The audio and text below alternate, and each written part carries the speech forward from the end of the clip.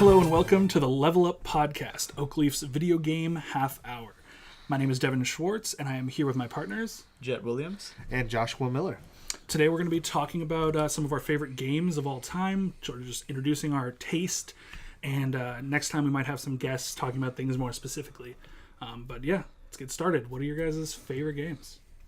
Oh man, well, the first game that I really got into and started playing a whole lot of was actually on the PlayStation 2, and it was the original Star Wars Battlefront. Because that game, there's no online, and it's split-screen multiplayer, so me and my brother would just hop on, throw on every single map into instant action, and just play through them for hours on end. And it never got old. I probably have more hours into that game than most other games I've played, even nowadays.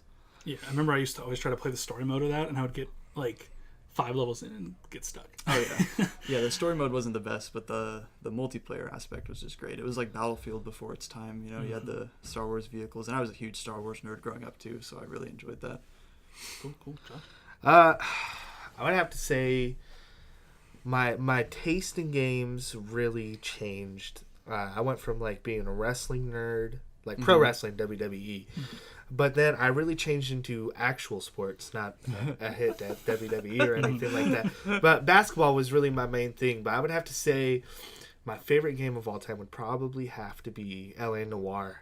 I know I get a lot of shit for it, but it's Rockstar just made such an amazing game with that. It was everybody's so used to I think GTA 4 came out around that same time. Actually, no. GTA 4 was out a little bit, but everybody was expecting it to be just a run and shoot game when it was actually you had to be a technical thinker playing that game. So that's why I really like it. So that's my favorite game. That game I remember being really atmospheric, almost on the level of a Fallout, the way it built its world and kind of set everything up. You had the little Playboy magazines hidden around that you could find. It actually had, I think, a black and white mode in the menus that you could turn on and off just to give it that extra little bit. Yeah, and they just released a VR edition of the game too, so now you can even get deeper into it. Yeah, and it looks really cool in black and white too, because you're in an old cop movie. Yeah. I've gone back and forth a lot with my favorite game of all time, but I think it has to be the first Dishonored game. Oh yeah, which was it's one of those games, and I think this is something I look for in every game, is just did the developers knowing exactly what you're going to do before, knowing all the possible things you can do, giving you choices, but knowing every possible decision you could make and anticipating it. And, every time you think maybe you found some back way of doing something, there's some evidence that they knew you were going to do that. They put some loot back there or something. And just the whole thing is so well tightly built. It's there's almost no glitches or unfair mechanics. For a Bethesda game. Yeah, exactly. Yeah. Exactly. I mean, they published it, but still. Yeah, it's just really tightly packed and great universe. The second one expanded it even more, and I think the second one was one of the best sequels of all time. I want to do a whole episode talking about sequels, and I think it did everything a sequel should do. And I think that game was probably my favorite sandbox game that wasn't a sandbox game, you know? The levels they weren't totally linear, they were pretty open, but you still had direct objectives that you had to go, and once you were through with an area, you never came back. But the way you could do different stuff, I remember I played through a whole game without killing anyone in the entire game. It's a special achievement that you can get. Yeah. There's just so many different opportunities, ways of doing stuff. It's a really good game. Yeah, and there's so many different ways to play it. I've watched gameplay videos of people doing all trick shot runs where you can only shoot crossbow bolts directly in the air and have them fall onto their enemies. Stealth game or BR? And maybe, I don't know, I don't remember. I think I've seen some videos of that. But but anyway, every time you watch a different person play that game, it looks like an entirely different game because there's 50 ways to play it. So that's really cool about it.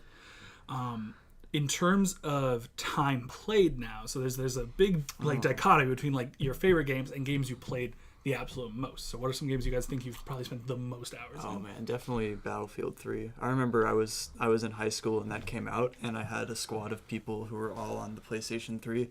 And every day after school, instead of hanging out in real life like cool kids, we just run home, get on Battlefield 3 and get our mics set up and just go in as squads and just fuck shit up. We ruined You just gotta get your Turtle Beaches ready and dude, just I was in the top 10% score. It was insane because that whole game is based around squad gameplay. You can play it by yourself, but having a medic there and a support player just to help back you up, it's almost like an RPG in that sense. Yeah, you have your guys supporting you and everything. It just really, man. Yeah, I want to go back and play that game again, but I know the servers are going to be laggy and the graphics aren't going to be as good as I remember, and I don't have anyone to play with now. So yeah, I think that was honestly one of the most long-lived shooter games. Like, when it comes to Call of Duty and Battlefield, they come and they go so quickly, but Battlefield 3 was popular for so long. Yeah. You can still go on console and find not console, PC. Like console games tend to die off a bit quicker, especially for PS3, but on PC there's still a dedicated community of people out there playing those games. Yeah, it reminds me of that game. Oh, what was it called? They like made it in the like late 90s, but they just made a new DLC for it recently. It was like one of those like you're looking over the world and like you can like build your base and everything. I'm totally blanking on what that game was called. Late 90s. Starcraft? Jeez. I think it was. Maybe. But it was a real-time strategy game? Yeah, it's kind of like that. RTS, yeah. And so like they just came out, like it'd been like 15 years since they produced any new like thing, and like I think it was like one of the most bought DLCs on PC. Oh, wow. It was insane. Is it one of the Civilization games? Yeah, like you had to build a clan and everything and take over other people. It was pretty cool. But for time spent, I just got PlayStation has this new thing now. You get notifications every year of what games you played the most. It's a good way to see how you've been see wasting how time. much of a life I did not have. I recently got into a relationship 7 months ago, but just seeing like how much time I spent then compared to now, it's just like insane. But the most hours I played would probably recently be not the new, but it was last year's version of NBA 2K17. It said I recorded like 158 hours in 1 year. But then I saw how much I played this year, and it was like 2K18 was like already to 120, and I was like, shit, I got no life. Thank you, honey, for giving me a life back, and I love you. But yeah, that's hilarious. For me, probably, well, I mean, not probably, I know for sure, the game I play most is RuneScape, which, for anybody who might not know, almost no one in the world, but it was a really, really, really popular MMORPG back in, like... world. It's a huge game. That's what I'm saying. No, I'm saying for the people who don't know, which is probably one. If you live under a rock, you probably don't know that game. But back in, like, 2005 or so, this game became really popular called RuneScape that was just, like... It was a pretty simple RPG. It was one of the first online 3D RPGs that came out really close to the same time as EverQuest. EverQuest at the time was kind of considered a ripoff because they were so close, but EverQuest was a really different game. But anyway, it's one of the games, I think one of the longest running games that has not kind of just dropped off and become like a pay to win like bullshit fest with like all gold farmers and nothing else on them. Like you look at like Lord of the Rings Online, or like a lot of those games just kind of died and became these just graveyards of bots pretty much. But RuneScape actually, throughout its time, its development team has never shrunk at all. They've only expanded. Their player base has shrunk, but as time has gone on, they've been able to keep profits like steady to be able to keep expanding the company. They recently released a second server that is, because they made a lot of controversial updates to the game. They did one back in 2011 that essentially changed the entire combat system, where it used to be this really simplistic, you click on an enemy and you either kill the enemy or the enemy kills you, pretty much. Like, it was the most simple combat you could possibly have, and they decided to go with something more like World of Warcraft or EverQuest. Damage related. Yeah, and make it a lot more complicated. A lot of people did not like that, and that's when like a lot of their problems started.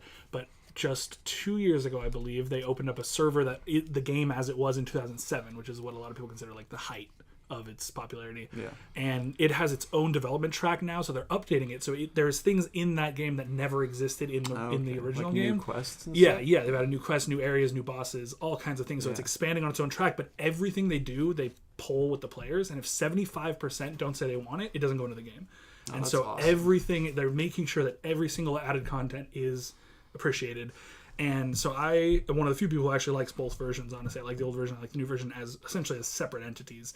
And I think on my main account, I was actually trying to look up to see what my time played is.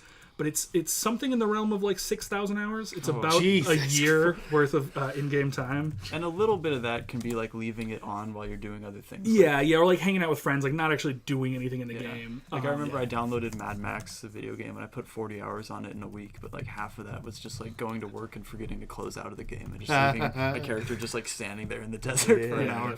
And then just second after that would be probably World of Warcraft, because I also got really into that around like right as I was like not playing RuneScape as much. I started playing World of Warcraft, and I don't even know. There's no way to actually check your total hours in WoW. So Yeah, like when I first met you, like we sat down on the couch, and like all of a sudden I just hear like this little noise in the corner. I'm like, the hell is that? And then I see this big man burling over the computer playing World of Warcraft. I was like, that is awesome. Yeah, pretty much any time I can. And I actually just recently I have a friend who works at Blizzard, the company that makes World of Warcraft, and he gave me a year of free game time, which is incredible because I tend to only be able to buy like 3 or 4 months a year membership. So it was really cool to be able to. Yeah. You're like, thanks, buddy, for making my life become non-existent now. It's crazy the longevity of games like RuneScape. You know, like if you go on Twitch, you can still see people playing it. You know, Yeah, they there's actually have a pretty big category. community of Yeah. it. yeah, it's crazy. It's very cool. And like the graphics are so bad. People just get over it because the core of the game is still really good. You know what game has a really big community is Gary's Mod. Gmod. Oh, yeah. Gmod has one of the biggest communities I've ever seen on YouTube and on Twitch. Mm-hmm. Yeah. Like, just seeing that's probably my second favorite game of all time is Gmod, just because like the absurdity of it, and there's always like new things, like you can do prop hunt, terrorist town, There's anything so like much that, stuff, yeah. and then you can make your own shit. Like it's awesome. Mm-hmm. Yeah, It's like part game, part like creator studio. 'Cause you can build Exactly. your own stuff. Yeah. Speaking of that, I wanted to say, just speaking of the Source engine and all that kind of line of games, Portal is one of my favorite games of all time, and yeah. it's like kind of relating to the whole time spent in game, like versus how good it is, where like you can spend a lot of time in a game that isn't necessarily the best game ever, and then you can play a game that you spend like with Portal 45 minutes in. Like you play that game in 45 minutes, and it's incredible. It's like super succinct and like compact and just fun to play. Yeah. Yeah. And it's weird. You would think that a game that has more to do so that you could spend hours in it would be more fun, but it's more addictive. It's short but and it gets sweet. you hooked on it. Gets to the point Okay. and then it leaves. That was all stalling for me to pull up my time played. Not quite a year. On my main RuneScape account, 228 days, 4 hours worth of in-game hours. Yeah, it's not bad. Yeah, my account's existed for about 15 years, so I mean that's not like Yeah. it's a pretty small portion in the long You're run. like 1/15 of my life right there. But one game that I've been really getting into, like I said earlier today, not on live, but was 7 Days to Die. Oh, That yeah. game, I've never been into the zombie games. Zombie games. I think the last time I ever played a zombie game was probably Left 4 Dead 2. Mm-hmm. And that Great game. was an amazing game. I still have buddies that still own an Xbox because of that game. Mm. So, like, that was the last time. And I think that game came out, like, what, 08, 09? A long time ago. Yeah. And so that's how long it's been. And then my buddy sent me a link to these YouTubers. I don't know if I can say the YouTubers online or whatever. Sure. I was Yeah, why not? I was watching Achievement Hunter. Achievement Okay. Hunters has this whole series now, and it's one of their biggest series. It's 7 Days to Die. And so with that, I was like hooked on it, but I was like, man, and this was at the time where I wasn't a PC gamer. This was when I was strictly console. And so I was like, man, I really want to play this game, but I don't have a computer and blah, blah, blah, blah. And once I found out that it was on console, I was like, gotta buy it automatically. Yeah. So I bought it, and my buddy, Gerald, we call him G-Man because his name is Gay, but he doesn't like being called gay on PlayStation gamer tag. It's spelled G-A-I-I. But so G-Man and I were like, man, we should play it. We will literally, if we set the days to hours, so you can set up how long the day is. And so like you can have an hour day. Mm-hmm. So 7 hours is for a whole week. Yeah. We would literally play for 7 hours just to get to the seventh day. straight, yeah. And he lives in Chicago, and he's 3 hours ahead of me. So I'm here 12 o'clock. He's like, fuck, it's 3 o'clock here? Shit, I got to go to work. Like, that game you can get lost into. Oh, It's just an amazing And literally lost. It's very yeah, literally you're lost. like, all you got is a stone axe and some antibiotics, and you're like, fuck it, I'll go on an adventure. The only thing that bothered me about that game is the respawn system, where you respawn just like randomly on the map, and you could be 50 feet from your gear before you make a bed, 50 feet from your gear, or you could be like 3,000 yards from your gear, and it's like, all right, I have a It's so 6-hour stupid. walk now to get back to my shit. You're like, or like Right. you went on an adventure and your bed is spawned somewhere. It's in your house or your fort or something like that, but you're literally halfway across the world, and you're like, God. And I didn't know that there was heavily radiated places, and I thought, oh, maybe a hazmat suit would work for that because my gear was in there. and I died again, and I was like, crap, I lost all my loot. I was so angry. As far as games that you can just spend hours on, look up and it's like 3 a.m. I've never been more sucked into a game than like Fallout New Vegas. Oh, Just the atmosphere and the way that game works, just walking around and traveling everywhere. Because it's so open-ended, you can do just about anything. So I'll just be playing it and look up and be like, I have work in 4 hours. No sleep. Let's do it. I feel like that's every Bethesda game. Bethesda has mastered the art of addictive games. Just like hook you in, and then the huge modding community. Every time a Bethesda title comes out, it becomes like one of the most modded games on the Nexus. So like, and the whole thing with consoles now being able to like mod and like it's a really cool. It's almost essential. Like I just started playing Skyrim like a few months ago. Really late to the party, I know, but I've never played Skyrim actually. Oh, you am I missing out? Yeah. I mean, when I got it, I didn't even open up the game without. Did they even have it for mods next gen consoles? Yeah, they've been re-releasing it a million times. They have the Skyrim Special Edition, which comes with all the DLC and it's like graphically better, and that's for Xbox One and PS4. And then they just released it for Switch, and then they've just released a VR version too. Yep, yeah. So they're constantly. It's actually one of the most re-released games of all time, which a lot of people make fun of because they keep. You can just line up like 12 different discs of just different. I know. I'm versions probably of gonna Skyrim. grab a whole bunch of shit for that. Be like, you've never played Skyrim before? How can you consider yourself a gamer?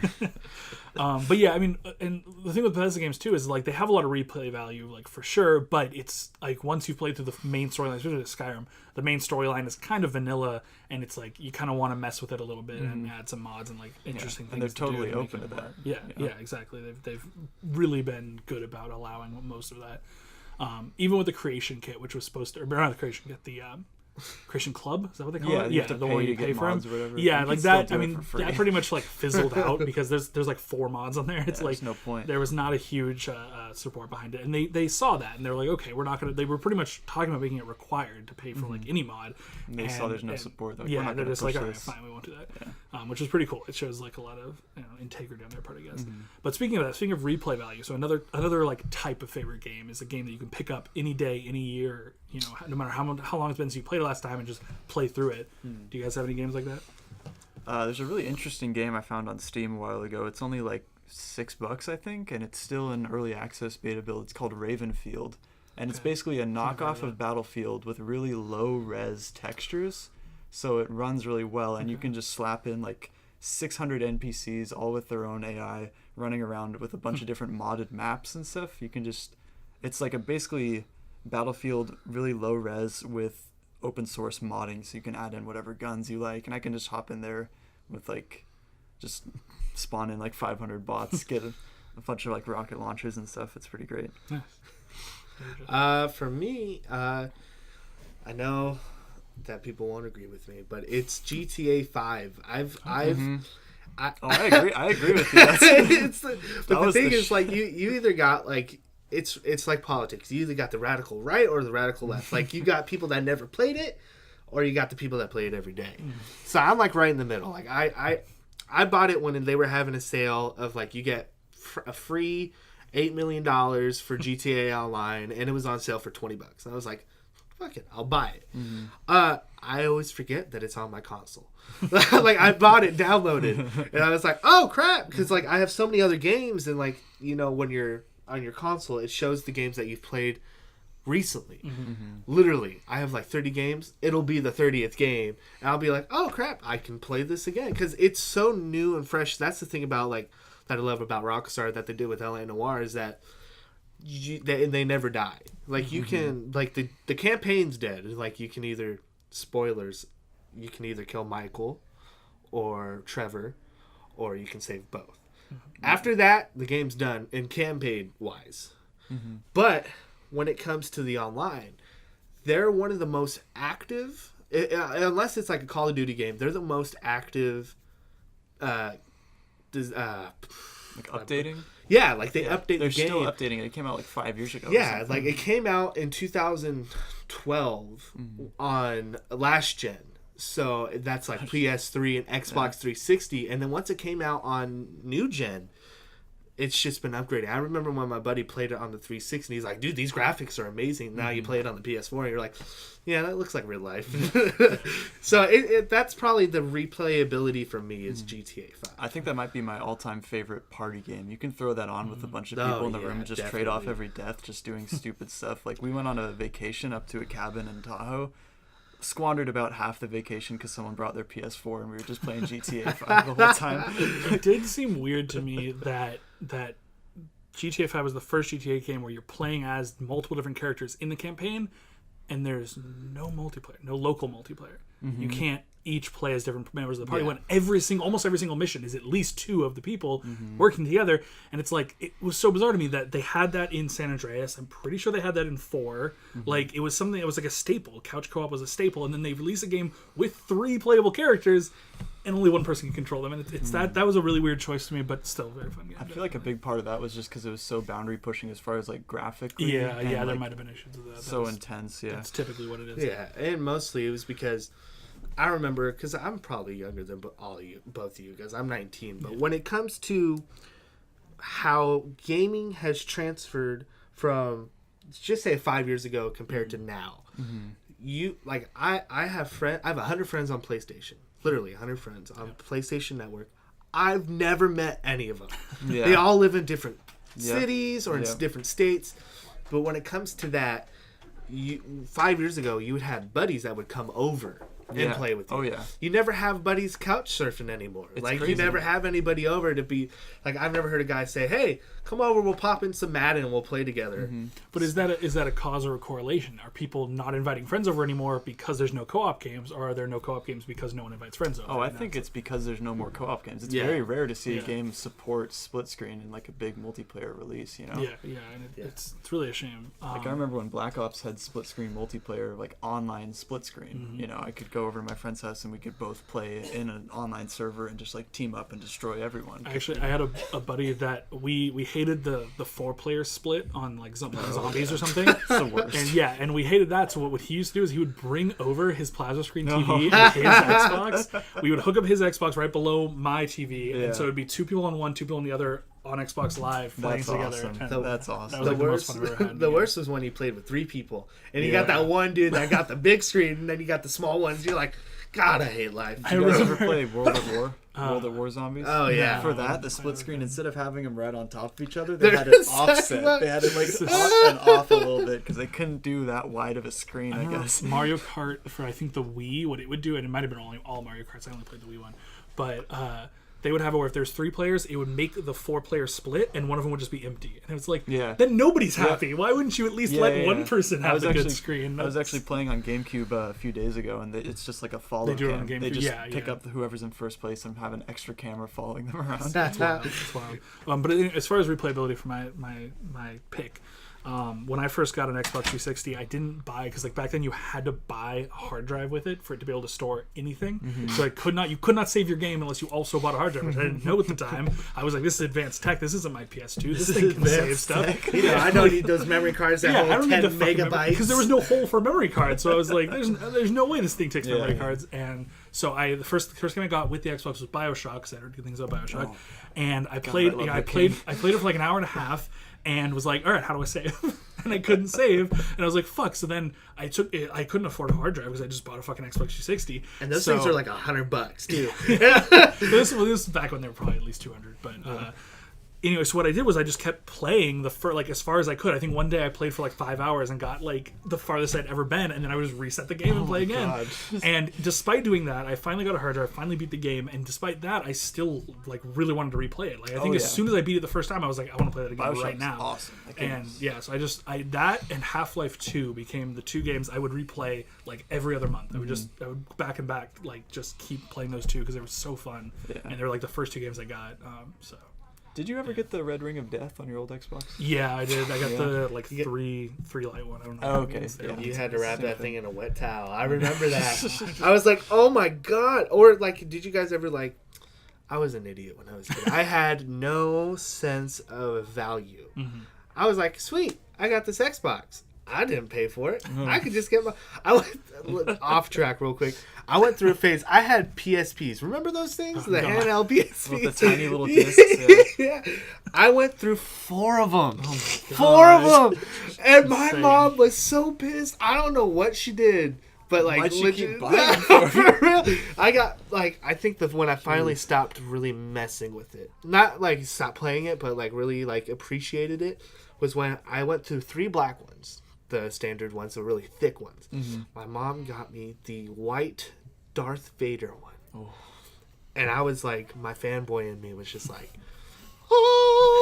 So I was like, I gotta keep this. And then I remember one time I lost it, and I was like, oh my god, how do I tell my mom I lost the 4th PSP in a month or something like that? So yeah, that's that. But this was when I had my Xbox 360 and my grandma bought it for me, and I had what was it, NBA 2K11 in it. I dropped it while it was spinning. Why were you holding it? Because I had to move it because my mom was like, make space on your table because I had to put something there. I was like, all right. So I like moved it and I slipped and I dropped it. And have you guys ever done that? Have you ever like dropped your Xbox with the game playing in it? No. For those people that have, I've shared your agony. You pull out the game. The game's completely fine. It's not shattered or anything. But you flip that sucker over to the clear part where it's like reflective. There's a huge circle. And I'm like, fuck. And so like, I'm pretty sure they put knives in the disc drive. Yeah, just they so basically went do. off You know, there's a laser in there. So I called NBA 2K support. I was like, something's wrong with my game. Like super entitled. And this was in 11. So I was like, that was 7 years ago. So I was 12, and I had entitlement issues up the ass. I was like, my game's broken, blah, blah, blah. How could you sell something like this? And so the guy was like, did you drop your Xbox while playing it? I was like, yeah. And he's like, that's your fault. And he hung up on me, and I started busting up. I was like crying, and then I remember it was Black Friday, and I got to go buy another one. But I was like, that's when I really realized that technology is not indestructible. Very fragile. Yeah, very fragile. Oh, man. Okay, we're getting close to the end now. I feel like there was another category of favorite game I wanted to talk about. Is there any other games you guys just really like you want to talk about before we end? I mean, honorable mention, Borderlands 2 is probably my second. I was gonna mention Borderlands. Okay, just great. the act of just like opening boxes and looting shit just feels so good in that game. Honestly, I think all the Borderlands are really fun. I think like 2 was kind of, I mean, not 2. 1 was a little overcomplicated, I think, because they simplified a lot of things in 2. Graphically, going back to it, it's a little rough around the edges. Definitely. I like it's one thing is it had a lot of settings. Like for a PC shooter, there was like quite a bit of control over the graphics, and even but even at max, it didn't look great. But there are some mods that kind of try to fix it. They're like very limited mods. But then even the pre-sequel, which a lot of people hate on, I think was still pretty good. Like it was a very different type of game. Moon, right? Yeah, and it played with like gravity and oxygen and things like that, which I think was still pretty fun. But it definitely got away from the classic Borderlands, loot and shoot. Yeah. Loot and shoot MMO. Yeah. But yeah, it's pretty. RPG. That's a pretty good one. Yeah. Sick. I've already said 2, but I would say like another game. I would have to say it's not just a specific game, but like a series. Okay. Like I said, I was a WWE fanboy. Like when WWE was SmackDown versus Raw, made by THQ.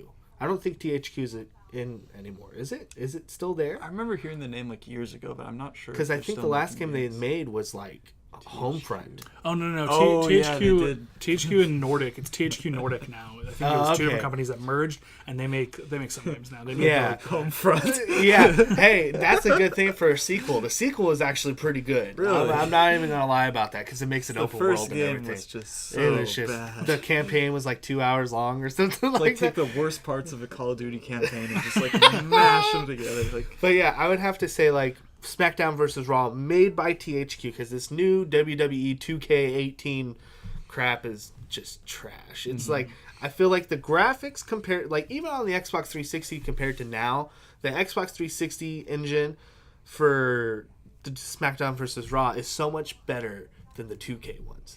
So I would have to say SmackDown vs. Raw, like 06 to 2011. That hot streak of games. Yeah, I feel like every year, because you got like new superstars and everything, you would want to be, and the career mode was so in depth. Like you would actually have a voice, like you could actually talk to people. Yeah. Now it's just like subtitles and you got to read it. And I was kind of like how with the new Fallout game, they went from picking exact dialogue lines to kind of picking suggestions, and it'll put it in for you. Okay.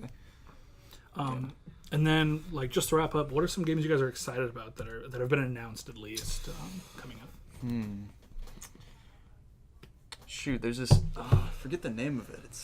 I have a couple. I can start. Yeah, go ahead. I'll try to remember. Borderlands 3 has been announced. It's still very early in development, but they're going to use the new Unreal Engine, which I don't know if any games have actually been released with the new engine. But there seems to be some really cool things. I watched like this like technical video about all the new things Unreal Engine could do, like the new one, and I was like, I don't know what any of this means, but it sounds awesome. Unreal Engine has been like a staple for so long. Yeah. Too. So many good games have come out of it. So Unreal Cyberpunk 2077, which is, like has been delayed 400 times, but it's this like it's supposed to be this really like futuristic, very what's that movie called? They just made a sequel for it. Harrison Ford. Blade Runner. Blade Runner. Thank you, Jesus. Amazing movie. I can't believe I forgot the name of that. But it's a very like Blade Runner kind of stylized sci-fi RPG that there's pretty much no information about. There's just like some concept art, and it's been announced, and like they've never mentioned the fucking release date, and it has a Twitter page that didn't tweet for 3 years. they just tweeted for the first time a couple weeks ago, and all they said was beep. It just beep, and like just so they're just fucking with people. It's pretty much Half-Life 3 at this point. They're just like fucking with people with how long it's going to be before it gets out. There's this game Crytek is coming out. You know Crytek? They made the Crysis games. Yeah. It's called Hunt Showdown. It's a co-op multiplayer hunting game where basically it's kind of taking some inspiration from the recent Battle Royale games where you put in duos on a big open world map, and you're going around hunting other duos while also trying to hunt this larger monster. So you're like picking up clues around the map. It's set in like 1800s England, I believe. So you got like old like steampunk style weapons and stuff, like going through a swamp hunting zombies. I don't know. I'm in the mood for a new co-op shooter game. I need some more online stuff. Sounds a little like Monster Hunter, actually. Like a steampunk Monster Hunter. That sounds pretty cool. All right. For me, new games that are been talked about. Well, everybody knows it, but Red Dead Redemption 2 is supposed to come out. I remember someone saying on, I forgot what channel it was on YouTube, but it says somewhere in June. Man, I'm hyped for that. I've been hyped for it since 2015. You know, like they said it was going to come out last year in 2017, and they were like, oh, we'll push it back to December of 18. And I was like, gosh.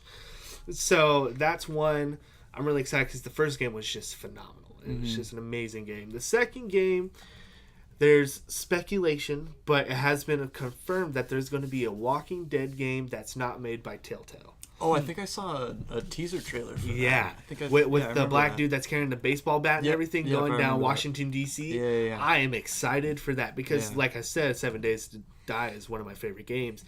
When you get to have, like, realistic graphics, and I heard that they're going to have, like, the same loot system as 7 Days. Like, you can create your own weapons. Stuff, yeah. Because, like, you know, when it came to, like, Dead Rising, remember Dead Rising? It was, like...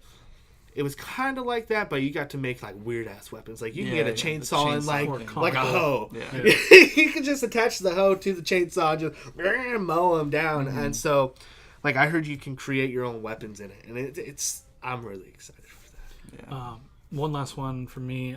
There's a game called Vampire coming out, spelled Vampyr. Oh, special. It's special with it. But it's supposed to be like an action RPG, kind of in the vein of Dark Souls. I've heard people mention, and it's also has this like moral system of you're this doctor who's turned into a vampire, and you kind of have to decide whether or not you want to feed off the innocent or feed off the evil, and like hunt evil people, which is looking more difficult to find criminals to feed off of. But then you don't like it's not morally wrong.